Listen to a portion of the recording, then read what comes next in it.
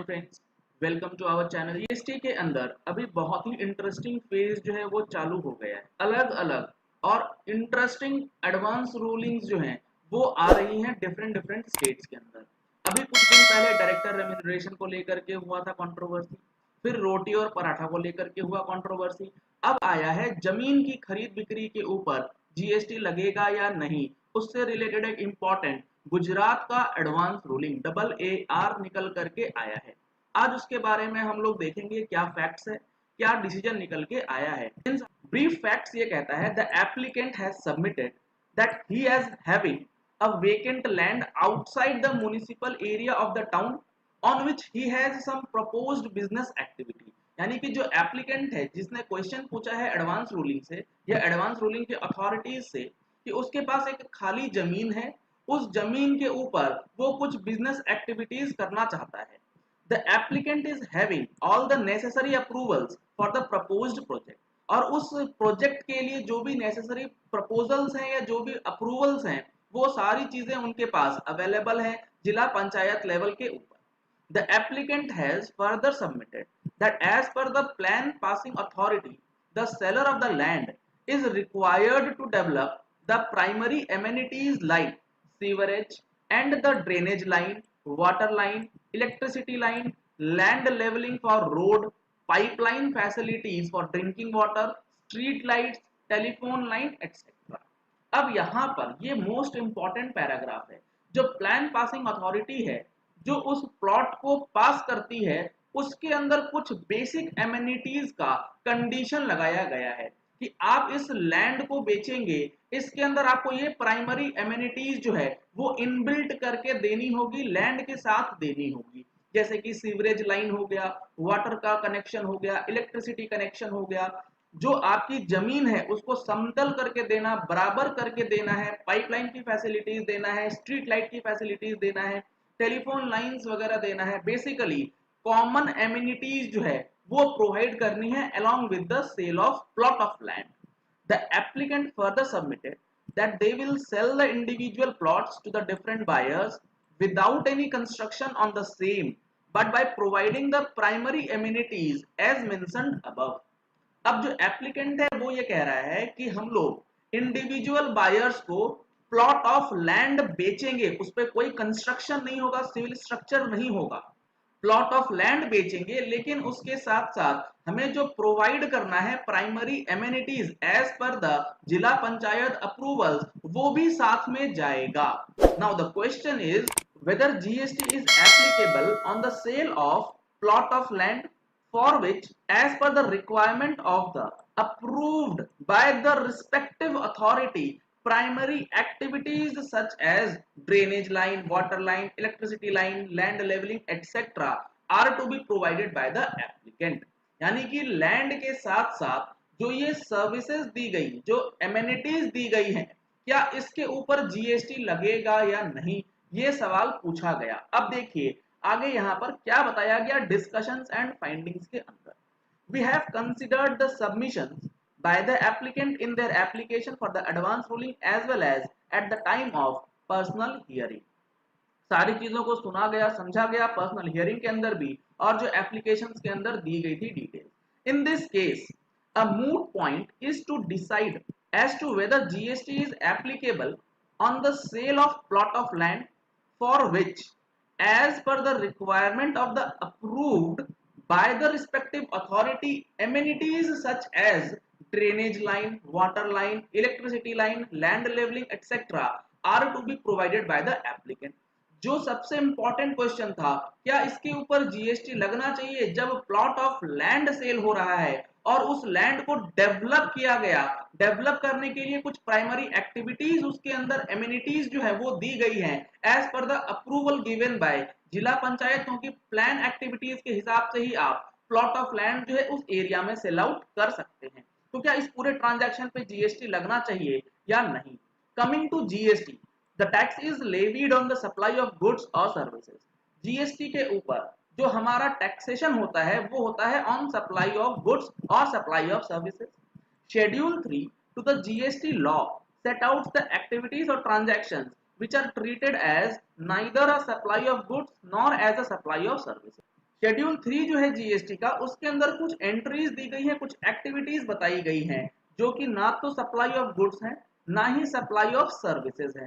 तो इस सिचुएशन में क्या होगा, क्योंकि शेड्यूल 3 के अंदर एंट्री नंबर 5 जो है वो कुछ इस तरीके से बात करता है, sale of land and subject to clause B of paragraph 5 of schedule 2 sale of building. यानी कि सेल ऑफ लैंड शेड्यूल 3 के अंदर है, यानी कि ना तो वो सप्लाई ऑफ गुड्स है ना ही वो सप्लाई ऑफ सर्विसेज है। और सेल ऑफ बिल्डिंग भी, लेकिन सेल ऑफ बिल्डिंग कौन सी, जो कंस्ट्रक्टेड बिल्डिंग है, क्योंकि clause B of paragraph 5 of schedule 2 जो है वो अंडर कंस्ट्रक्शन फ्लैट्स की बात करता है। तो यहां पर आपको समझना है sale of land and sale of constructed building जो है शेड्यूल 3 का पार्ट है। यानी कि ये दोनों ट्रांजैक्शंस ना तो सप्लाई ऑफ गुड्स हैं ना ही सप्लाई ऑफ सर्विसेज हैं। तो इस केस में इस पे जीएसटी नहीं लगना चाहिए as per schedule 3। From the above definition, it is clear that the transactions shall be out of the GST net only if the activity is exclusively dealing with the transfer of title or the transfer of ownership of land which is immovable property on the earth। कहने का मतलब है कि यहाँ पर इस तरीके से इंटरप्रेट किया जा रहा है इसको कि सेल ऑफ लैंड तभी ये शेड्यूल 3 का पार्ट बनेगा जब वो वेकेंट लैंड होता, सिर्फ और सिर्फ लैंड की जो ओनरशिप है उसे ट्रांसफर किया जा रहा है, उसके टाइटल को ट्रांसफर किया जा रहा है। इसके अलावा अगर उसमें कोई भी बेसिक एमेनिटीज आ जाएंगी तो वो शेड्यूल 3 के अंदर कवर नहीं होगा। आगे इन्होंने इस चीज को और अच्छी तरीके से एक्सप्लेन भी करा है। Here the substance of agreement between the parties is important। यहाँ पे substance जो है वो important है। Where the nature of activity is that only sale of immovable property of plot it is excluded from GST levy। अगर वो सिर्फ और सिर्फ इमूवेबल प्रॉपर्टी रहता, अगर सिर्फ प्लॉट रहता, तो वो सेल अगर किया गया होता तो उस पे जीएसटी नहीं लगता, वो शेड्यूल 3 में आ जाता। As per the applicant, he is the owner of the land who develops the land with an infrastructure। अब यहां पर हो क्या रहा है, लैंड है उसके ऊपर इंफ्रास्ट्रक्चर का डेवलपमेंट हो रहा है। इंफ्रास्ट्रक्चर में क्या क्या चीज है, प्राइमरी बेसिक एमेनिटीज हैं जो कि प्लान अप्रूविंग अथॉरिटी ने बोला है ये चीजें करके देने के लिए, जैसे कि drainage line, water line, electricity line वगैरह वगैरह, जो मैंने आपको पहले ही बताया। After this development of the land he will not do any building constructions and all he sells only developed land at plots। उसके ऊपर कोई कंस्ट्रक्शन नहीं होगा, वो लैंड को डेवलप करेगा और डेवलप्ड जो प्लॉट्स हैं वो इंडिविजुअल बायर को सेल आउट करेगा along with the basic amenities।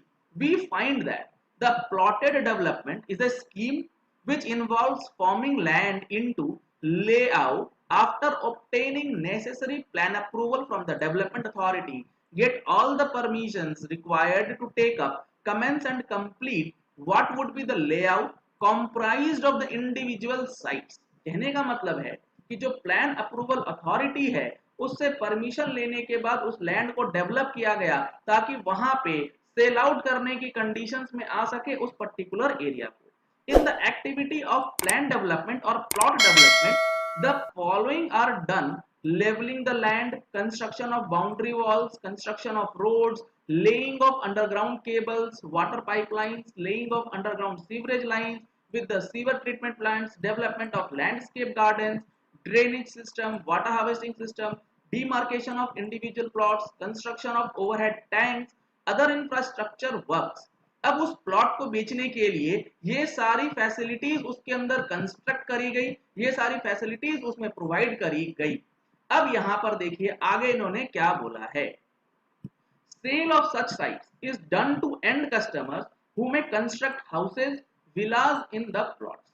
अब उस प्लॉट को बेचने के बाद वो जो परचेजर है वो उसके ऊपर या तो घर बनाएगा या विलास बनाएगा, जो भी उसका पर्पस है वो करा जाएगा उस साइट के ऊपर। अब आगे इन्होंने बोला है, the sellers charge the rates on super built up basis and not the actual measure of the plot. Most important line, contention ये है कि जो आप वैल्यू चार्ज कर रहे हैं वो सुपर बिल्डअप बेसिस पे कर रहे हैं, ना कि सिर्फ और सिर्फ लैंड की कीमत उस पे लेते हैं। अगर आप सुपर बिल्डअप बेसिस पे चार्ज कर रहे हैं, सेलर अगर चार्ज कर रहा है तो वो जो कॉमन फैसिलिटीज हैं उसकी सर्विसेज, उसकी जो कॉस्टिंग है वो भी अपनी वैल्यू में इंक्लूड करेगा। The super built up area includes the area used for the common amenities such as roads, water tank and other infrastructure on a proportionate basis. यानी कि अगर कोई पर्टिकुलर बायर एक प्लॉट ऑफ लैंड खरीद रहा है तो जो कॉमन एमिनिटीज का प्रोपोर्शन उसके हिस्से में आएगा, उसके कॉस्टिंग का पार्ट भी सेलर जो है उससे रिकवर करेगा along with the portion of land value. Thus, in effect, the seller is collecting charges toward the land as well as the common amenities, roads, water tank and other infrastructure on a proportionate basis. In other words, such common amenities, roads, water tank and other infrastructure is an intrinsic part of the plot allotted to the buyer. इसीलिए वो जो amenities है वो intrinsic part है उस particular plot का जो कि बायर को दिया गया। इंट्रिंसिक मतलब उसको वहां से अलग नहीं किया जा सकता। The above indicates the sale of developed plot is not equivalent to the sale of land but is a different transaction. इन सारी डिस्कशंस के बाद ये बताया जा रहा है कि ये जो ट्रांजैक्शंस है ये सेल ऑफ लैंड नहीं है but it is a sale of developed plot. अब आगे इन्होंने लिखा है in present case we also find that the applicant is the owner of the land. जो एप्लीकेंट है वो जमीन का मालिक भी है। Who developed the land with an infrastructure such as drainage line, water line etcetera. After this development of the land he sells developed land at plots. His sales price includes the cost of land as well as the cost of common amenities, drainage line, water line, electricity line, land leveling charges on a proportionate basis. जो मैंने आपको बताया कि उसकी जो sale price है उसमें land के साथ साथ इलेक्ट्रिसिटी का, वाटर लाइन का जो फैसिलिटीज दिया गया है उसकी भी कॉस्टिंग जो है वो रिकवर करी जाएगी परचेजर से। Schedule 2 of CGST Act 2017 pertains to the activities or transactions to be treated as supply of goods or supply of services. Schedule 2 जो है हमारा CGST Act का वो बात करता है supply of goods या supply of services के अंदर कुछ transactions। As per clause 5B of the Schedule 2, वहां पर 5B के अंदर जो एंट्री दी गई है वहां पर एक एंट्री है construction of a complex building, civil structure or a part thereof including a complex or building intended for sale to a buyer is a supply of service। यानी कि अगर आप कंस्ट्रक्शन ऑफ अ कॉम्प्लेक्स या under construction flat अगर आप किसी को बेचते हैं तो वो सप्लाई ऑफ सर्विसेज के हेड में आएगा और उसके ऊपर अकॉर्डिंगली जीएसटी जो है वो लग जाएगा and hence it is liable to the GST.